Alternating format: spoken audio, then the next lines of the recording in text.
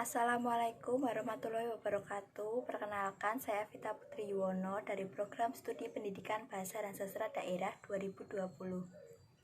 Pada kesempatan kali ini, saya akan menyampaikan materi presentasi yang berjudul Urgensi Memahami Hakikat Manusia. Ada 4 sub pembahasan.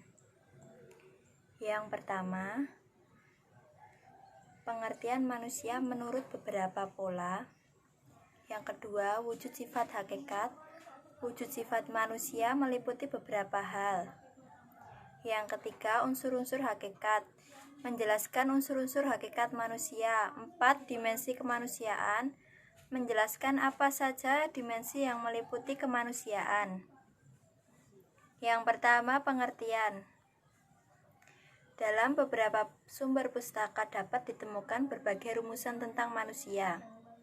Manusia adalah makhluk yang pandai bertanya, bahkan ia mempertanyakan dirinya sendiri, keberadaannya, dan dunia seluruhnya. Manusia adalah makhluk yang berhadapan dengan dirinya sendiri. Tidak hanya berhadapan, tetapi juga menghadapi, dalam arti mirip dengan menghadapi soal, menghadapi kesukaran, dan sebagainya. Jadi, dia melakukan mengolah diri sendiri, mengangkat dan merendahkan diri sendiri. Menurut pola biologis, menurut pola ini, manusia dipahami dari sisi internalitas, yaitu manusia sebagai pusat kegiatan intern yang menggunakan bentuk lahiriah tubuhnya untuk mengekspresikan diri dalam komunikasi dengan sesamanya. Menurut pola psikologis, Freud dengan psikoanalisisnya berpendapat bahwa manusia pada dasarnya digerakkan oleh dorongan-dorongan dari dalam dirinya yang bersifat instinktif. Roger mengatakan bahwa manusia itu rasional, tersosialisasikan, dan untuk berbagai hal dapat menentukan nasibnya sendiri.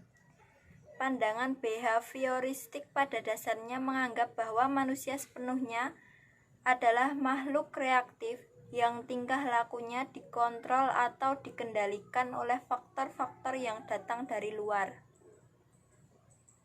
Menurut pola pemikiran sosial budaya, manusia menurut pola pemikiran ini tampil dalam dimensi sosial dan kebudayaannya, dalam hubungannya dengan kemampuannya untuk membentuk sejarah.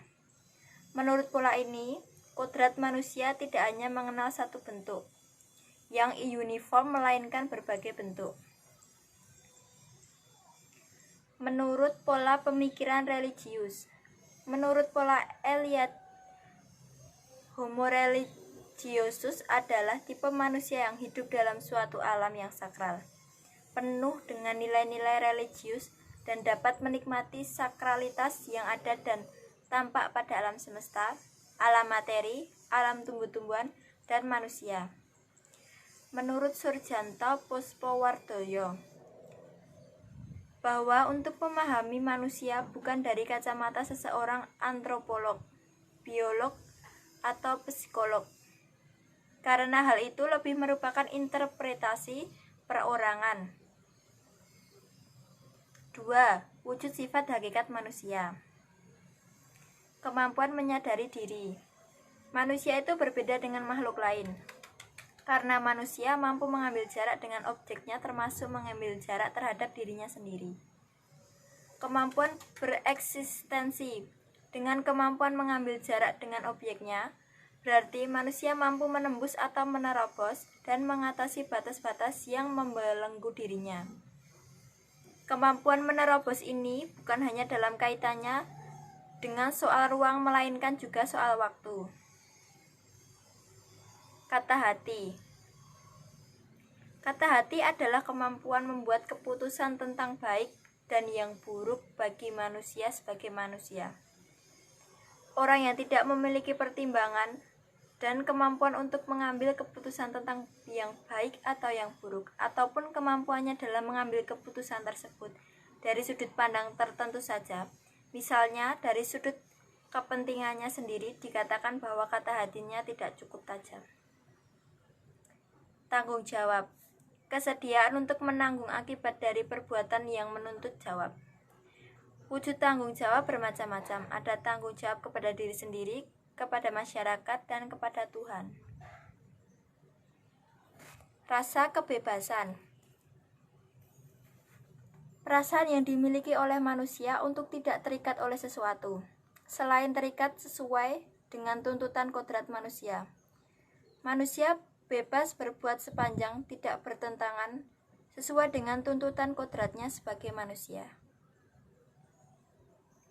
Kewajiban dan hak. Hak tak ada tanpa kewajiban, dan sebaliknya. Dalam kenyataan sehari-hari, hak sering diasosiasikan dengan sesuatu yang menyenangkan, sedangkan kewajiban sering diasosiasikan dengan beban. Ternyata, kewajiban itu suatu keniscayaan, artinya, selama seseorang menyebut dirinya manusia dan mau dipandang sebagai manusia, maka wajib itu menjadi suatu keniscayaan.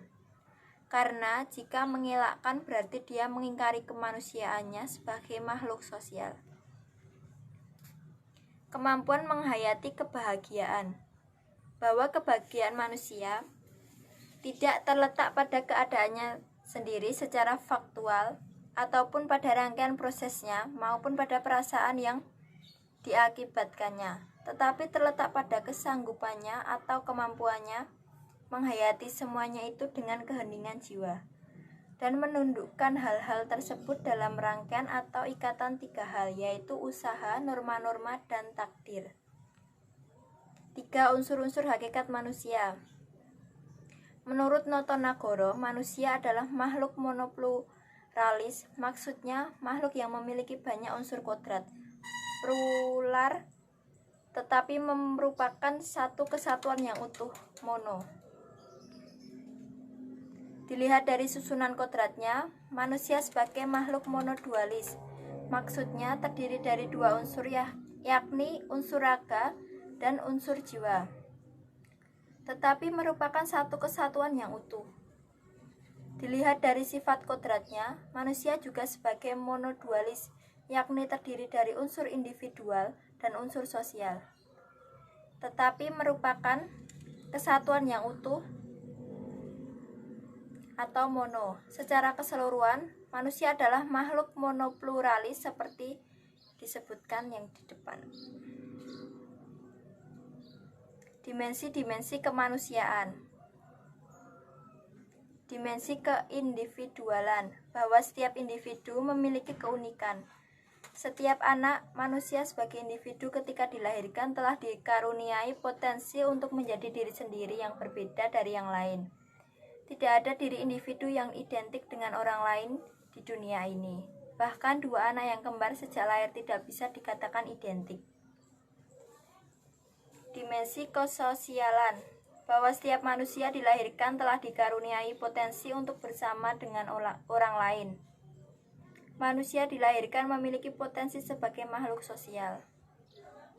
Dimensi kesusilaan, bahwa dalam diri manusia ada kemampuan untuk berbuat kebaikan dalam arti susila atau moral, seperti bersikap jujur dan bersikap atau berlaku adil.